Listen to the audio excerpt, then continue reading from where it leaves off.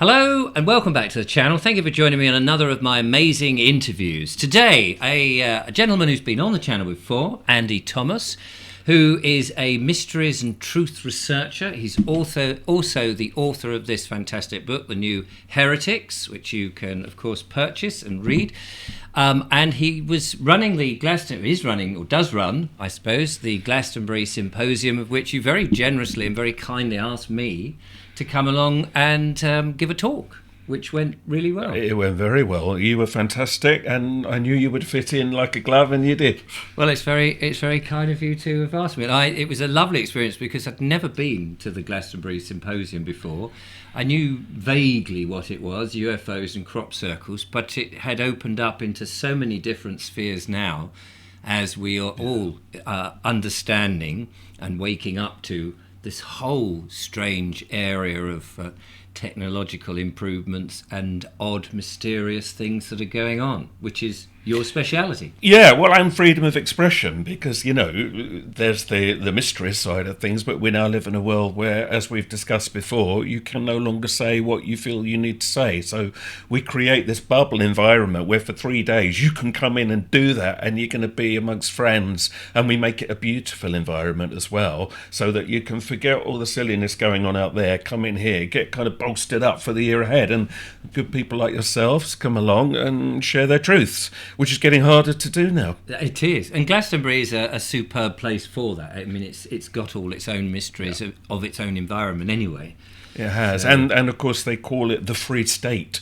The Free State of Glastonbury, which I love, and the idea is you can hold whatever beliefs you want there without censure. Well, that's the idea. Yes. It doesn't always work like that, but we try and live up to that. Yeah, I was going to say we've seen Sandy Adams go there and approach the town council and try and open their eyes to the Free State, if you like. Well, what it does is it polarizes people, of course, because you get the people who are trying to live that, and then you get the more conservative forces that are opposing that. And Glastonbury is a very interesting example of where you get these two sides going like that at each other, and yet it creates this fantastically sort of vibrant atmosphere.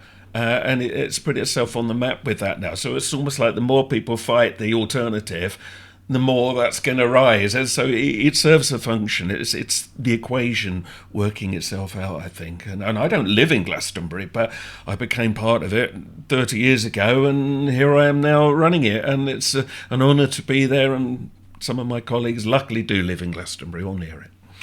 Well, we're not here to talk about Glastonbury, although one of the things that you did talk about Glastonbury, which is the subject of today's video, which is both fascinating and somewhat frightening, and I think a lot of people are confused, bemused and scared about the future of AI. And on the one hand, it seems like an amazing piece of technology that's going to be good for us. On the other hand, it may have a somewhat nefarious aspect to it, and you've been doing a lot of research on that, and I'm interested to hear what you've got to say, as indeed the rest of the audience are.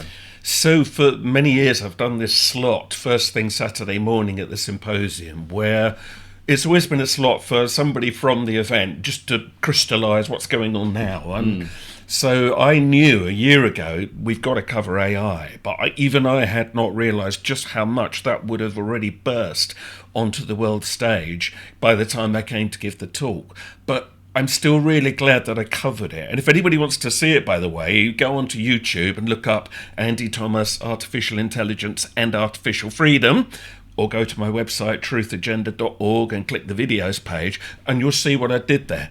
And just on that note, if you give me the links, I'll put them in the description so people can go. That would be great. Usual thing. And then you'll get a better idea, of course, of what it was I was trying to do. Because it seems to me that although we keep hearing about AI, many people, and I was the same until only a few months ago, had not truly realised the extent of it. And I'm no expert on AI, but I am perhaps in touch with what's going on. So my stepson, he's big in the world of computing, that's his world, and he would say, have you seen what you can do with this? Do you want to look at this? And I was just blown away by what AI can do. And then that realization of how quickly this is going to turn our entire society around. In some good ways, to be sure, but also in many bad ways, and where freedom, I think, is going to become a battleground of whose orthodoxy the AI speaks. And so this is what really I was trying to get to the bottom of, but also to show people just how advanced this is now. And if you thought it wasn't going to affect you, you're wrong. Oh, blimey. And certainly alternative people, and I say that in the loveliest way, and I am one, seem to be particularly a bit lackadaisical about it. And I've had several people say to me, oh, it'll never affect me. We're above all that. Literally, those phrases. And I'm thinking, you're not, and it will affect you. And that belief that it's something else out there is a dangerous one. We need to take AI, use it for its best, and see the consequences. Because if we don't see where we're going with this, we're going to fall over a cliff very, very quickly. So, and technology, as we have seen with all progress, it always goes in one way. We didn't invent the wheel and then say, do you know what, we won't invent the wheel. That is a bit of a thing. No, you're absolutely right. It's going to happen. So although we all know there are dangers, and before you know it, there's going to be AI running military drones and all the rest of it, if it isn't already, nonetheless, it will be done. And the fact that probably within 25 years, the odds of you having a job will be quite slim. This is something very big. It is going to happen because the economy will say, oh, that's better because we don't have to pay so many people to do all this work. Yes. That's what's going to turn it. So maybe you could just define what AI really is. Right. Because I think some people think AI is just algorithms or, computer programs running. But it's a little bit more sinister, not sinister necessarily, but it is more than that. Not necessarily, but it can be. Okay, so, there is a division slightly between automation, which has been going on for years, and artificial intelligence. Now, they do kind of begin to blend, or they are now beginning to blend, but it's worth saying that. So technology, some people say AI, and what they mean is automated systems. But they in themselves are, of course, an interesting development and getting very sophisticated. But artificial intelligence is what it says. Now, it's my hope and belief it's not going to ever match this. No. Right? But let's hope not. That doesn't mean it's not having a good old go at approximating it. Right. And one of the things that I did, and if you watch the talk, which I recommend you do. Yeah. Right? Well, I did watch it when you gave it. You will see how I demonstrated this. So one of the things I did was I shared with the audience there some poetry, taking crop circles just as a fun example of, right, let's have a poem about crop circles. Because many people think that only the creative human mind can make beauty. Yes. And I wanted to show that actually AI is getting very good at this. Shall I read it? Have we got it there? We've got some examples we have. We'll show you right. of some poetry written by AI. But when I first read it out, I didn't actually tell people that it was. And a lot of people were shocked when I then said, actually, that was just written by my laptop in about 20 seconds. Okay, so unfortunately, I'm going to flash up, and don't look, because the picture will flash up, which we'll come back to in a... Oh, no, it's not that button. It's that button. It is. We'll come to that one in a minute. We'll come to that one in a second. So, now, which one is it? There's two. Well, go to the other one first, and then we'll come to that. If you haven't got your reading glasses, we'll briefly read this. Yeah. So, out in the fields of golden grain, mystery awaits yet again. For patterns strange have come to stay in circles formed by night and day. No trace of footsteps can be found, no tools, no ropes upon the ground, yet intricate designs appear, as if from nowhere, very near. Right, anyway, and so on. If you want to hear the whole thing, that's just an excerpt. Again, watch the tool. Now, I was shocked because all we did with the help of my stepson William was just say, can you write, this is OpenAI, that was the program, can you write a poem about crop circles? To which I said yes, and then did. And that came out in literally seconds. Now, if I sat down to write that, it probably wouldn't be a lot better than that. It's not the world's best poetry, but you know what I mean. Yeah. Just literally came in seconds out of the blue. And this is on an app that you can download, is it? Anybody can use it. You're not, you haven't got to be a member of some central computer. Anybody can do this. This is why children are now doing their homework on it. Although, will it matter soon if they do? Because what jobs are going to be left? But we'll come to that. So, and then I thought, well, I'm going to push this a little bit further. So if we go to the other panel, I thought, I'm really fascinated with folklore and history, and the history of Christmas is something that I give talks about at near Christmas, would you believe? And I thought, let's push it. Could it write a poem about crop circles and Christmas? And it came up with this. In fields adorned with frosty snow, beneath the stars' celestial glow, a Christmas night so calm and still, upon the land a curious thrill, as snowflakes dance in the moon's embrace, a secret art adorns the space. And then I'll clip a bit, and then this next line I just loved. Is it extraterrestrial art or earthly wonders, a work of heart? I love that line. A cosmic message coded bright, a symbol of hope on Christmas night. Now, it goes on, and what was fascinating, that moved me. Yes. I actually felt moved by reading that, and then thought, but hang on a minute, that's literally just a program on my usual laptop that's just churned that out in seconds. So what value of me spending a whole 3 weeks, say, trying to write something similar, thinking I'm coming from the human heart, when actually it can do that without me? It is very strange, isn't it? If you know that it's AI, does it have the same power than if you know it's an author who you respect, or even you just know it's a human? Because up until now, everything like that has been produced by another human. You just assume, of course. But does that? But that, you see, when I watched films when computer graphics first came out, it's sort of when you watch, say, Buster Keaton from the old things, and a building falls down, and he stands in the right place, and he manages to not be hit by the building. I don't know why I haven't got the right camera on. There you go. Jackie Chan was another one who would do all his own stunts, and they were amazing and incredibly fast, and he would break his leg and toes and all these sort of things. Once you then think, oh, this is now all done by CG, it does take a certain, it's like, oh, it's not as good. There's an essence missing. But if you don't know that, and you're reading a poem that's written by... what difference does it make? There's been a lot of tests done recently where they get AI to write, a whole article, and they can now write whole books and getting people to read in moments. Well, probably. I don't know how long it took to write a whole book. Probably a bit longer, but nonetheless... there was a lady on the radio recently. She came up with a plot, so she put in the basics. I want the plot to follow this. Please write it in this style. And it did. And they read it out, and you would not know it was written by a computer. You can't, and they've done tests. People cannot any longer tell the difference.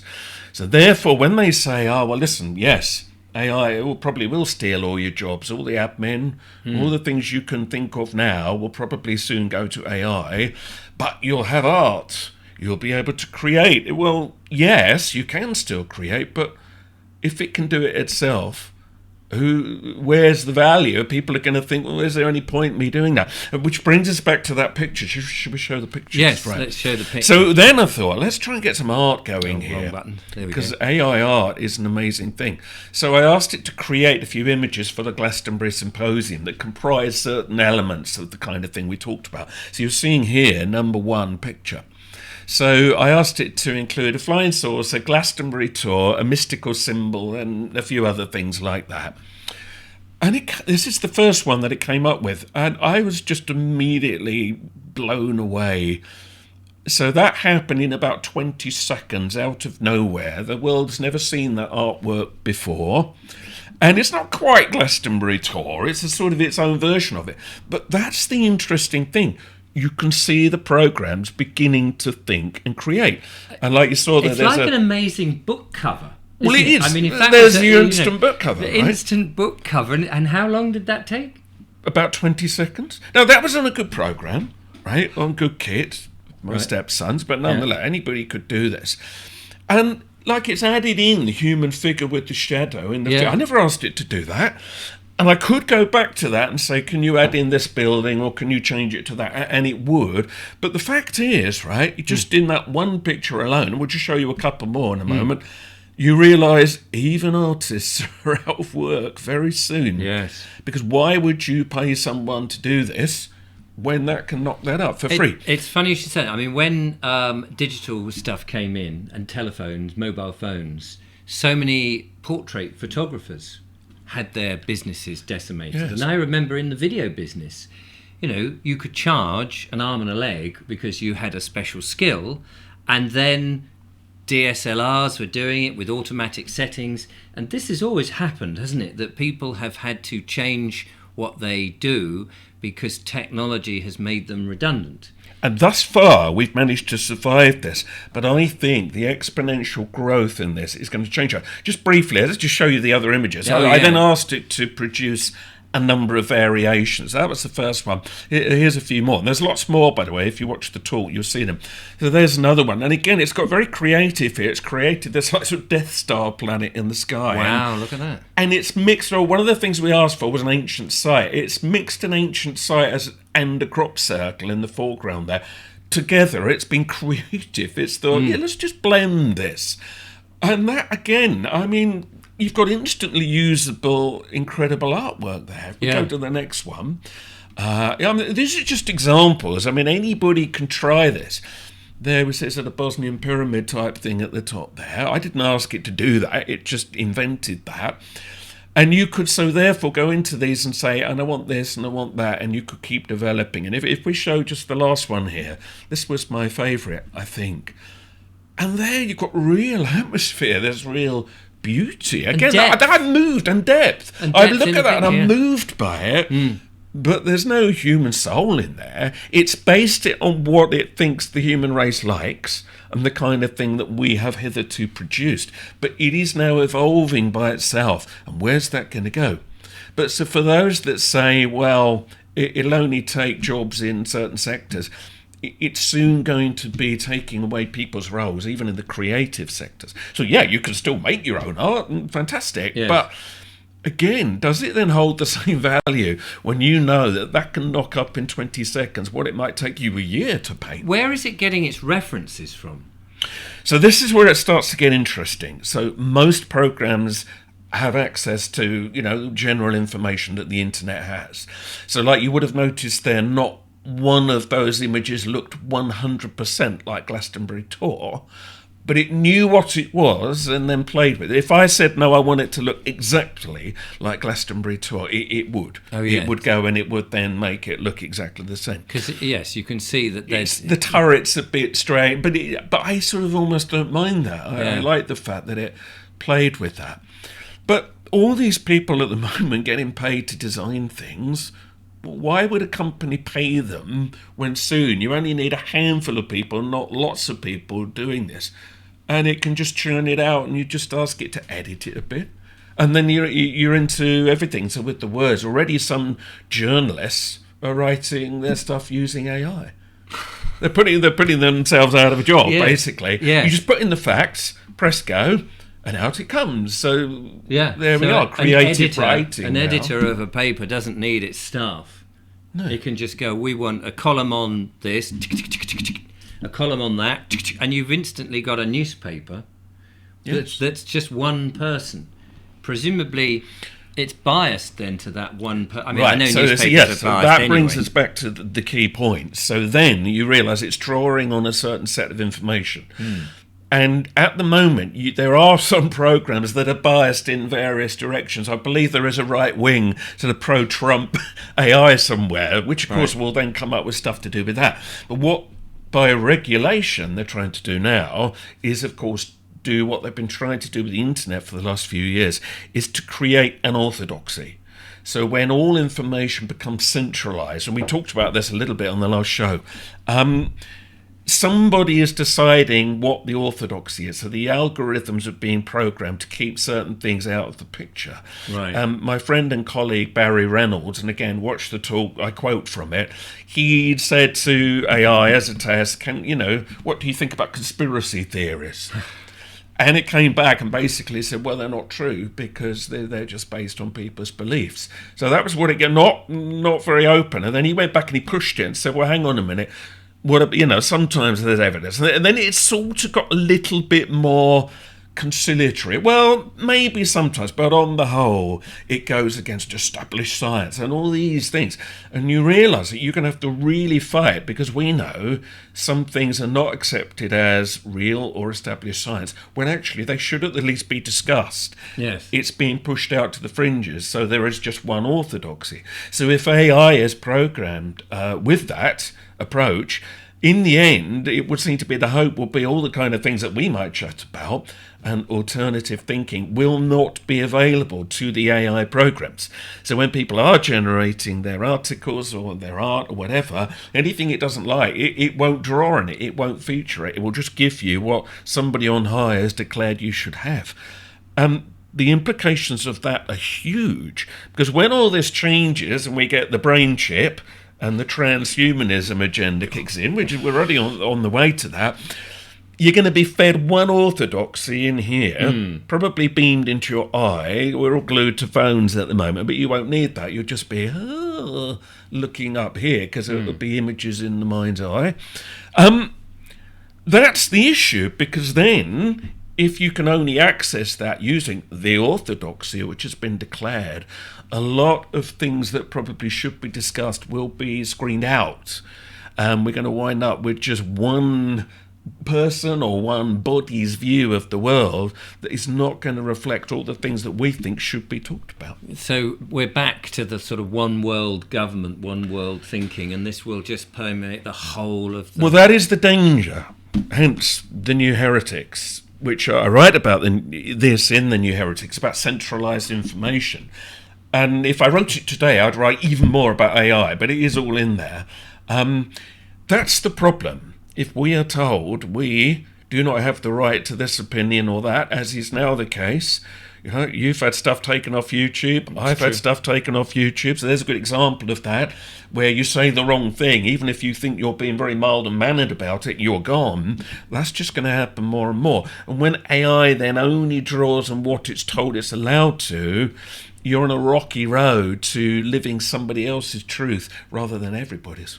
So let me ask you this then, because it sounds very bleak if we accept that, but does that not push humans into away from the technology? So one of my worries would be that what with things like deep fake, that I could be spirited away, my channel could continue, but the bias of my channel, which might be trying to sort of tell truth or bring people like yourself to the stage, might be then controlled by AI. And if you've got, suddenly Richard Vobes is talking about how marvellous it would be to have a one world government, and now the audience might go, hang on, Richard's changed his tune, but it's still Richard, and if they're invested in me. So I've got the real me's gone, and there's this artificial me, which seems now more and more possible. That is easy. Well, it's easy to do. So we saw Martin Lewis, the money guy. Somebody did that, didn't they? They did a deep fake of him supporting some scheme he didn't support. And we all know that if you blacklist something, Radio 1 puts on Frankie Goes to Hollywood and says this, you shouldn't listen to whatever the song was. Naughty words, relax. Naughty words, relax, go to it. And suddenly everyone wants to hear it. But if the best way to silence me would be to replace me with an IE version of me and deep fake, and just make me boring, and people would just slowly disappear and not be. Now, my point then would be the thing that people, I think, ultimately people gravitate to people, that people would actually want to see me in real life. That actually, the more fakery there is there, like I was saying with the Jackie Chan movies and I would rather see them on stage in real life than think, oh, it's all make-believe on the telly. So I think that your artists and your, certainly in those sort of performers, would be in much more demand, because you would see them in reality, you could touch them and meet them and greet them and, have an argument with them. Whereas when everything is just so fake, I just think the human psyche will go, I'm not interested when everything's fake. I think, yes, you've touched on something really important there. And in the talk, I go on to make this point. I think there will be certain people, and increasingly so, that will refuse to use AI. There's whole science fiction stories about this. In I think we mentioned this before, in the Dune books. They look back to a time called the Butlerian Jihad, where they banned thinking machines. And it may be there'll be a movement against it. And a bit like the Amish communities, you'll get people that will refuse to deal with AI. They might use the good side of technology, but they're not going to allow that to be making the decision. So I think that will occur, and that is a good thing. And I think you're also right that it will give more currency to real human interaction and live stuff. The problem we've got, though, is that everything's governed economically. At the end of the day, money drives things, and if money is driving AI to actually, replace things, it will, and we'll be left as these little outposts, these bastions. You could argue, though, that, people already go to see live shows of ABBA, and they're not really there. They're just sort of fake holograms, projected onto a screen. But one day... Well, and they also go to see tribute bands, don't they? And they're not even the original stars. Not even the real ones. So and then, Project Bluebeam and all this kind of thing, if they do actually develop 3D walking, talking holograms, even you could be replaced on a live stage. And then they can make you say things you don't want to say. I'm not sure I like that. So what do we do? I mean, you have painted a gloomy picture for the future, and we can't just go, oh, well, that's it, never mind, that's it. Have you thought about what we can do about this? Yes. So watch the talk, and I come round to this, because what I'm trying to do is not frighten people. You've scared me. I just find that out. But it's real. You've got to face reality, and you've got to say this is happening, and you've got to look at where this is going to go down the road. And by the way, we're just scratching the surface here. There's a lot more to this, and the whole transhumanism thing, and you're going to have elite people who are using AI to do X, Y, and Z, and the ones down the bottom won't be able to. There's a big thing. But, where does this leave us? What can we do that is unique to us? One of the things that I personally believe, and I know a lot of other people do believe, is that there is something about organic life that I don't think a computer can replace. Yes, listen, a computer can come up with poetry and it can look at what humans like and mimic it.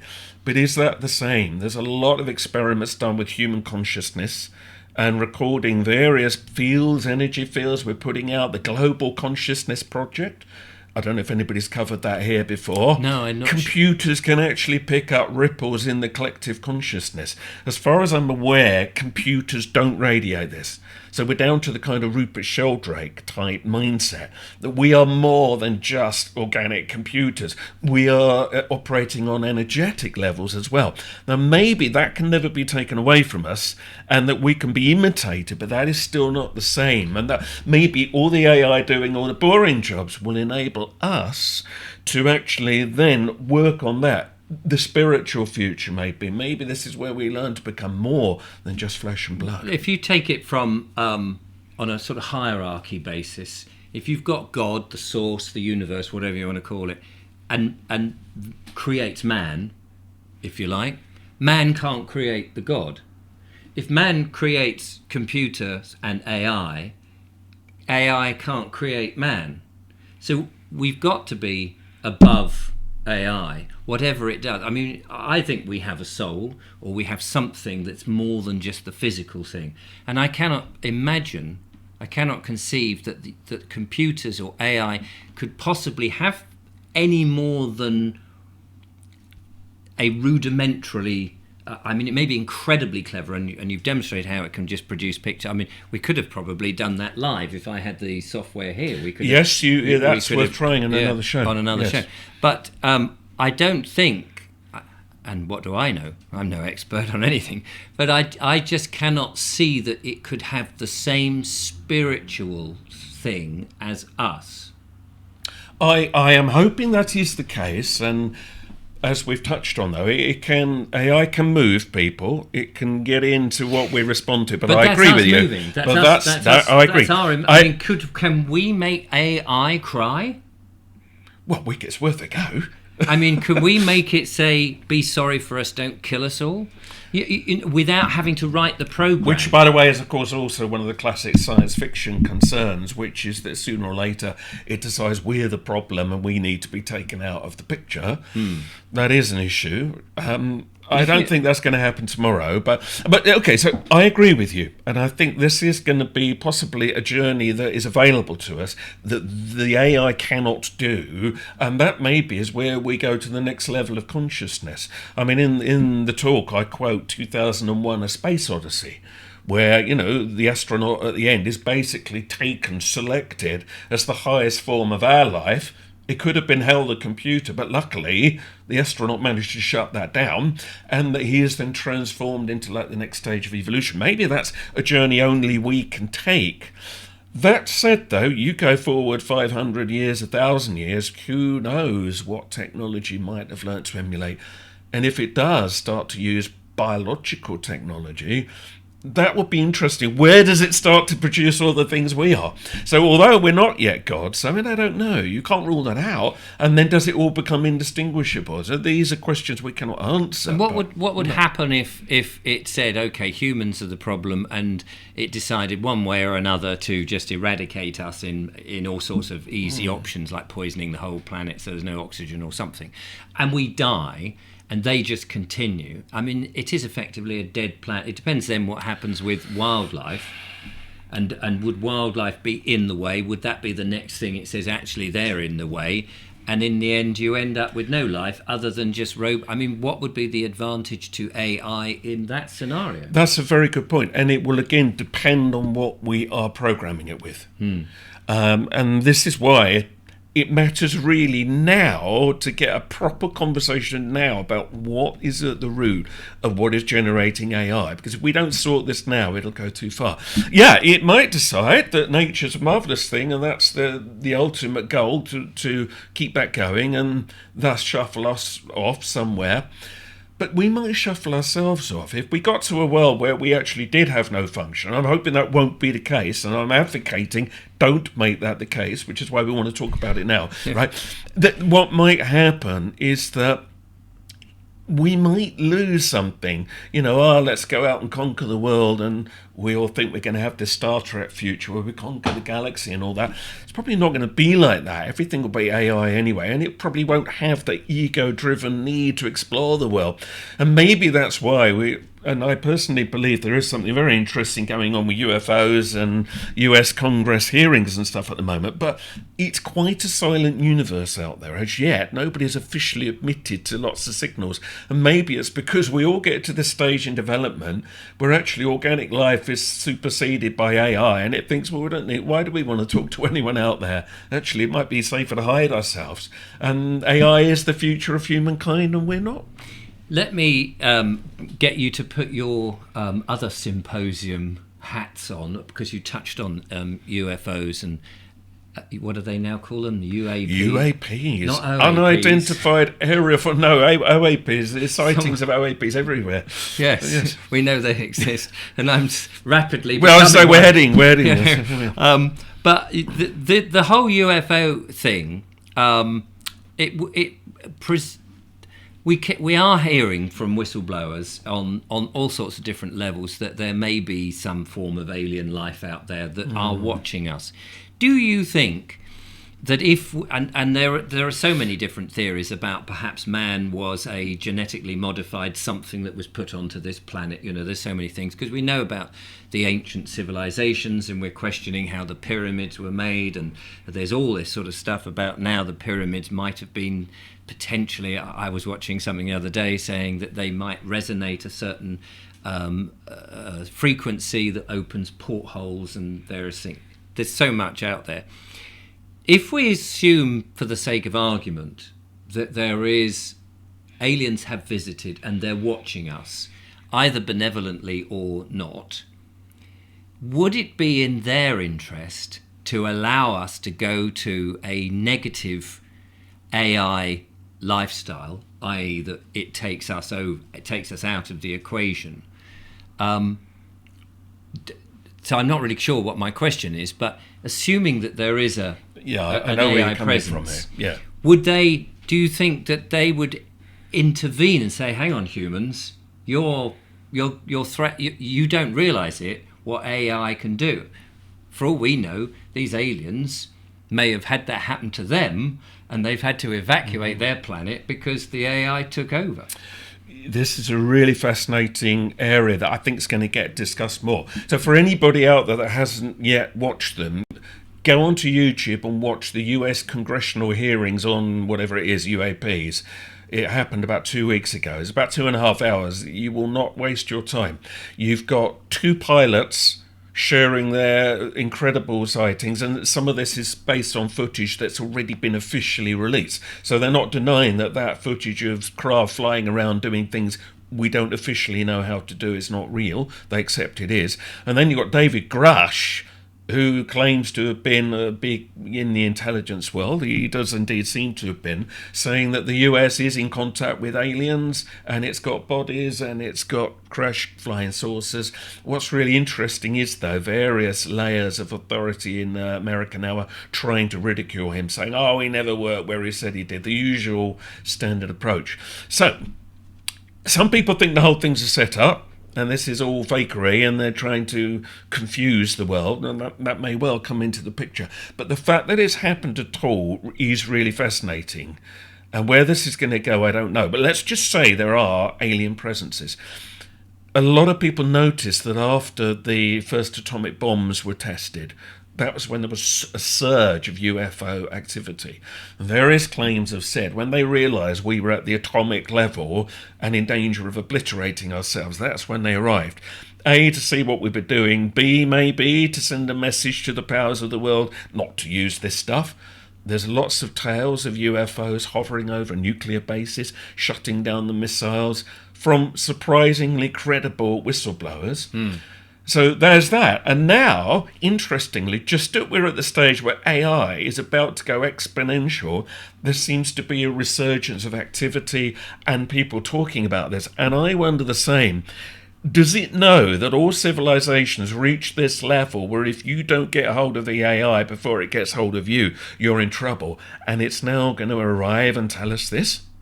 Or is that just what we're meant to think and the whole thing's a new world order plot? And this is where you're always left not knowing. But I couldn't rule it out that something out there sees what's happening and is probably already talking to the powers of the world saying, you want to be so careful where you go with this. Maybe. Or the aliens already are AI. There's a lot of people who claim to have met them who've said they're part organic, part machine. Right. So maybe that's where we all go, you see, you know. Yeah, this is where it's like wheels within wheels within wheels. Because on the one front, you could have, let's say benevolent aliens that the governments are talking to, but it might not suit the government that we know they're benevolent. So therefore, because if you've got a one world government saying, well, we want to be in charge of everyone, now there's an outside player who might be able to give us new technologies, perhaps calm AI down so it doesn't become bad for us. So I could see a scenario. And so that now we're into complete and utter, total stupid speculation. I mean, what's the point of it? But it's quite fun. In which a one world government, potential one world government would say, well, what we need to do now is to paint them as not benevolent, but actually that they might attack us. And so therefore, because one of the things I saw in those congressional conversations is it likely that they are scanning to see what we're up to? And are they a threat? And they all said, yes, they're a threat. Or a potential threat. A potential threat. Potential threat. And of course, you know, of course they're going to be a potential threat, just like any invaders you see on the coast. Are they, you know, although with rubber boat people, we've just allowed people to come in from whatever continent because they don't actually have guns and things. But that's another story for another day. So they're a potential threat, but they're still a threat. Now, if we had a scenario in which an aeroplane was taken down or a tower block was blown up by some form of laser that was actually done by, let's say, humans as opposed to that, but it was painted as them, we would all be anti-alien suddenly. But that if that's the story, the aliens who must be superior to us if they've travelled across time and space, and You'd like to hope. that they could actually just appear down and say, a bit like when you ask about God, if God exists, why doesn't his face just appear and go, hello, here I am? Because if he did that, we'd all go, oh, crikey, that's God.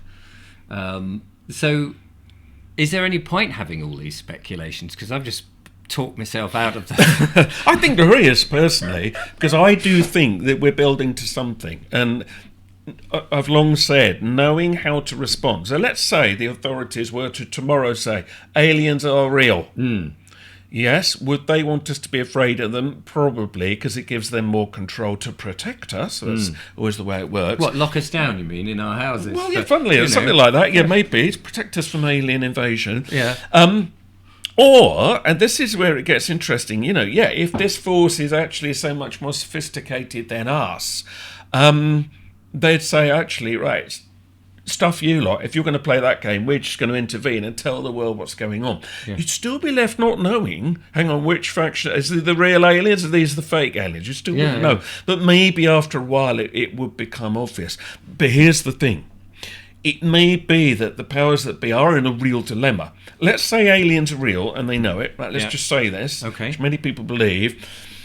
If they announce that tomorrow, oh yes, there is a power much bigger than us with technology you can't even imagine, and it can shut down our nuclear bases, by the way.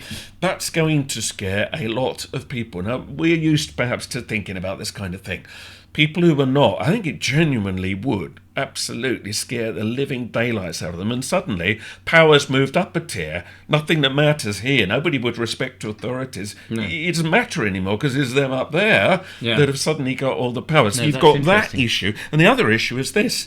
It's already true that these craft that these people are describing, right, these pilots describe, are already doing things that we do not officially understand. There's no heat trace, so they're not just blasting out jets. They're flying with some completely unknown technology that basically will destroy our world economy tomorrow. If they suddenly say, yes, we got this tech, you don't need oil and all that, everything collapses. All the jobs will collapse because of AI anyway, but everything that Just Stop Oil want, if that happened tomorrow, because there's a whole new tech, that's a huge schism. You don't just swap to a new technology overnight. The whole economy collapses. And and any one world government does rely on us, well, I say us, smaller people, to do the work for them. So if they haven't got so in other words, if the AI hasn't got that capability to support a one world government and all the let's call them elites for the sake of argument, it's a horrible word, but if they haven't got to that stage and the alien stuff comes out, they're stuffed. But if they have got all that, then they don't need us. It doesn't matter then that we all go into crisis mode and end up eating each other. It depends whether they up there care about us or not. Yes. It depends what level of care they have for other life forms. This is the massive dilemma. You're always left not knowing precisely what is going on, but you know something's going on, and it's long been claimed that there was a deal made between whatever faction of extraterrestrials and governments to give them time to work out how they're going to deal with this new shocking news. But the word's been for a while, they're getting bored now, they're getting fed up with our governments playing these power games, and they're now trying to kind of push the envelope, say, right, come on, you're going to have to tell the world sooner or later something about what's going on. Whichever way you look at it, everything we've known falls apart overnight, and by God, we'd better be ready. The thing that, though, I always find weird is that we're talking about about aliens, if we're, with very humanistic characteristics. And in other words, that we can have logical debate with them. That they may not have all of that. Why would we assume that another race of creatures, that our government, who can barely communicate with us, could even communicate with something from another space? I think you're completely right, and I think some of the naivety that you see is unbelievable. I mean, I love the fact that the Vatican has long been investing a lot into astronomy to try to make contact with extraterrestrials before anybody else does, so they can convert them to Catholicism. And you have to love that. And the naivety of that, the fact that they think these beings will go, oh, you're so right. Oh, yes, we're now Christians. Yes. Yes. A few Hail Marys behind the It tells you so much about how little we know what's coming. Because I think the culture shock of being faced with a whole other life form that's not going to have a lot in common with us, probably, is going to be huge. But to come back to a point, if we're going to be slightly forgiving towards the powers that be, and if I was in their position and I knew what could follow if we said too much too soon, it would be a dilemma. Now, the flip side of that is they're trying to use it for their own gain and get the technology, and so they're going to misuse it, obviously. But it won't be an easy thing for them to do. That's for sure. I mean, it's the question I've asked a number of times is why now? If aliens were real, and I know we've moved away from artificial intelligence a bit, but if aliens were real, why is it all coming out now? Why not 3 years ago when we were all locked down? Why, it would be so much more advantageous for aliens if they're flying around going, oh, look, everyone's stuck indoors. This is a great time to land and do stuff and have negotiations and all of that, because there's not as many witnesses around. It just seems to me incredibly fortuitous that we went through this one world control where we were all told to take something and stay indoors. And now that we've got out of that and we're all sort of slowly coming back, and as many people are beginning to wake up to think actually what's going on in this world, it's not quite right. They're doing things in the sky in terms of chemicals. They seem to be not giving us the correct food anymore. They seem to be poisoning water and deciding, and governments are pushing in things that nobody's ever voted for, like the IDs and the digital IDs and a banking system that's going to be not at all private. It just seems very odd that then on top of all of those things that we're now getting this story coming out into the news. Oh, aliens is the next thing. Yes, I mean, look, I think there's a confluence of events. It does seem like everything you couldn't have dreamt of 40 years ago is suddenly all happening at the same time. It's like a perfect storm. But maybe that's the way things go and it's exponential, or maybe that's the way things are planned to go. And they get us used to everything being weird and all your boundaries all melt away so that you can then accept the next weird thing that happens. So, I mean, look, I'd love to hope there was a really good, well-intentioned game plan behind it. Sadly, it's not generally like that, but okay, we can hope. But I think in a way, therefore, it kind of fits that we're now suddenly thinking, oh, and is aliens the next thing? My personal feeling, and I might be proved wrong next week on this, is that it's a longer game. I don't think you're going to get full disclosure tomorrow, but it's almost like by having the congressional hearings, they're seeing how are people reacting. What's the mainstream media doing with this? I noticed the BBC is trying desperately to pretend that never happened, but in the end it had to report it because they've been so used to debunking it all this time. Right. However, somebody somewhere will be watching how we all react. And I think that that's fascinating. And that's why I strongly suspect that at the moment somebody's thinking they're not ready for that big announcement, because I think everyone's going to go completely bananas. I hear what you're saying, but of course we're talking about being locked down that well. Who knows what next thing could do that again? And maybe that's when they'll trigger it. This was all a test just to see how we responded. Well, there is that, yes. And any excuse to lock us down seems to be the thing. Going back to the AI then, it seems that that's proliferating the alternative media, and there is a lot of worry connected to it. A lot of, I suppose you could say, fear-mongering. What is it like being perceived not in our circles where we're obviously concerned, but in the mass, normal, everyday person who's not aware of anything nefarious going on in the world?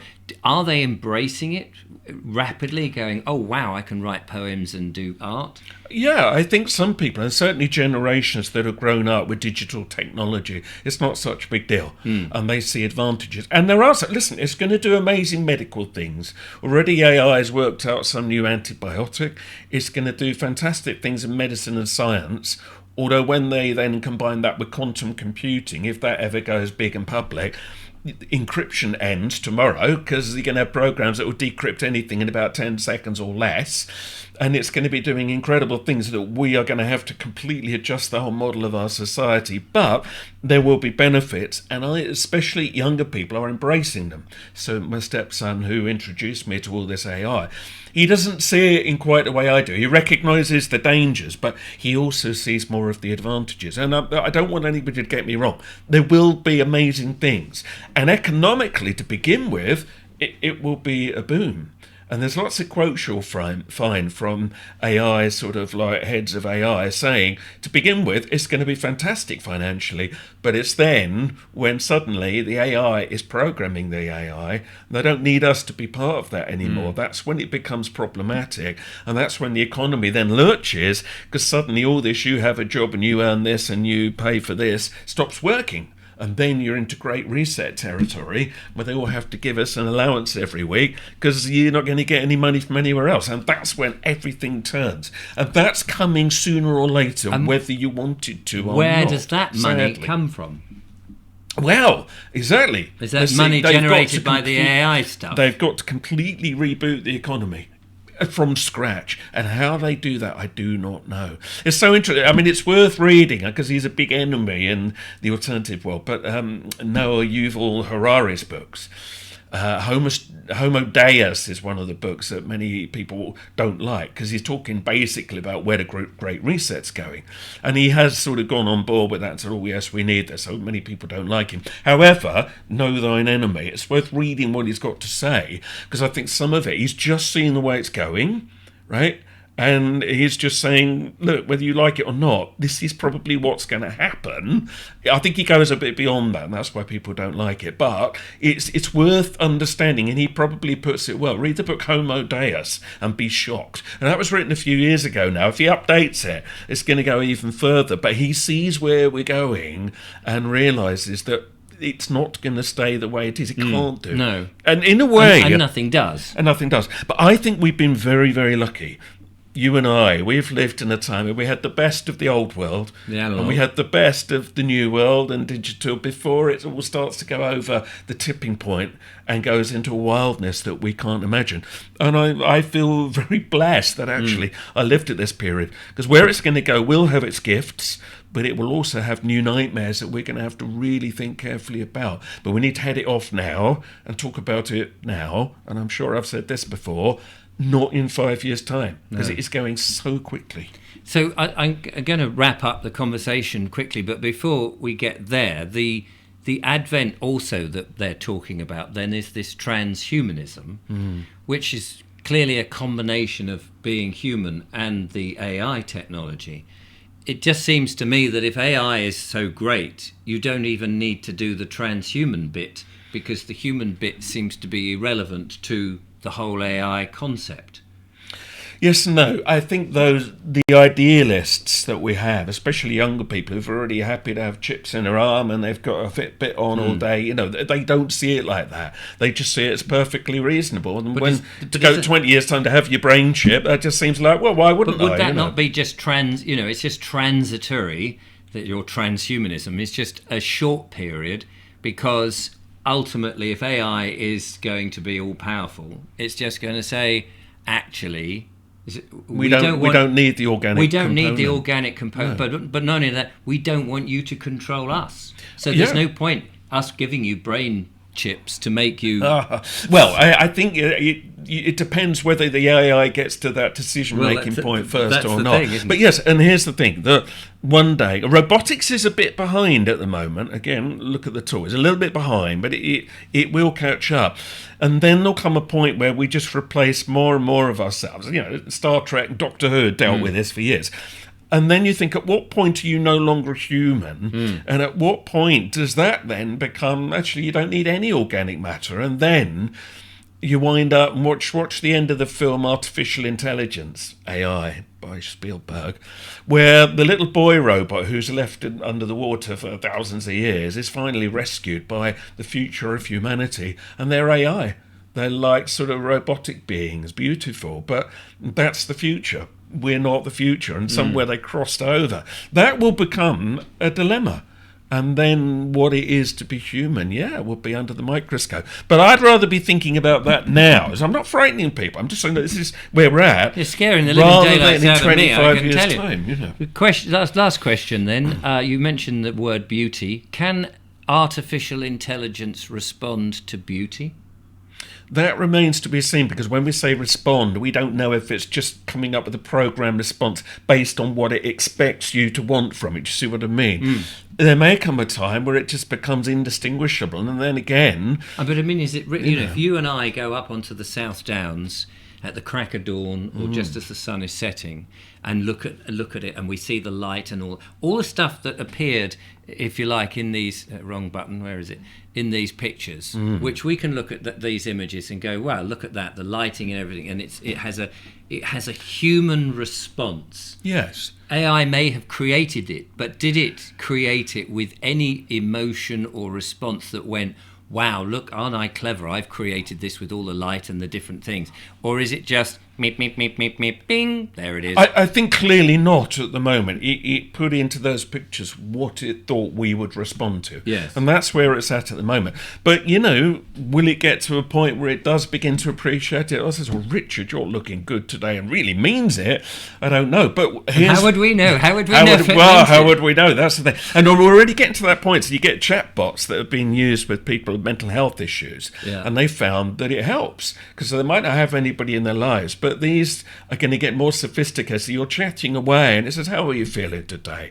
And you tell it, oh, I'm sorry to hear that. At what point, actually, is it so indistinguishable you don't care anymore? It's just something to talk to. And we may get to a point where we don't really care whether it means it. Because some people say things today they don't really mean. They're we just do being talk polite, to our cats and our dogs, and our dogs and cats may not be able to respond but they will give us unconditional love. But they may not intelligently know what we're saying, but they may get some feeling. And I think, I don't know, to have something just to talk to, as in small talk, like you talk to somebody at a bus stop and you just say, oh, it's nice weather, isn't it, today, or not nice weather, that's one level of conversation. But depth, would somebody fall in love with an AI machine? I'm sure they would, and sci-fi has explored this many times. But would the machine fall in love in the same, not just a program that says this is all the outline signs that love means or appears, but would it actually have that emotion? I don't think we can ever know. And I think the best you'll get is it will appear to, and I suspect by then, when people are conditioned to accept AI, nobody will care. But that said, again, I come back to what we talked about earlier. I do think there are gifts, and I agree with you, that we have that I don't think that we'll ever have. And here is the hope. We may have a path of evolution the AI is not going to ever manage to do, right? And that might be, right, the let out here, and we'll explore another path. Leave it to all the mundane stuff. I hope so. Yeah. But let's talk about it now. Right, because this is the time we can actually affect the way it all goes. Well, it'd be interesting to see the comments from the viewers here as we are setting out this as a conversation piece. Yes. And interesting to see what you think the future is with AI and where it will go. And also, as you say, will the spiritual side, we hear about the ascension coming and the shift or whatever, is that going to be us leaving to go on to another type of thing and leaving AI down in the who knows? I certainly don't. Who knows? But hopefully the human experience will continue to be a wonderful thing, even though there are obviously tragedies along the way. Andy, thank you so much for coming in. It's been a wonderful conversation. Don't forget to check out Andy's book, The New Heretics, and the links for the talk that you gave will be in the description. I should get them off Andy before he leaves, or certainly before this goes out. And I thank you for taking part and listening to the conversation, Andy. It's been lovely to have you in the studio. Pleasure. Thank you very much. Test out the two cameras as I slowly build this up. Brilliant stuff. I'll be back again with more monologues and bits and bobs. Of course, more guests here in the studio or over Zoom, although Zoom now has changed its terms and conditions. Did you see that? No. Now they're using Zoom to practice AI and stuff on it. So I'm actually looking now for a different system rather than using Zoom anymore, because that's not what I signed up for. But anyway, that's another story. Got to look for the off button. Until next time, from Andy and I, thanks for watching. Thank you. Goodbye.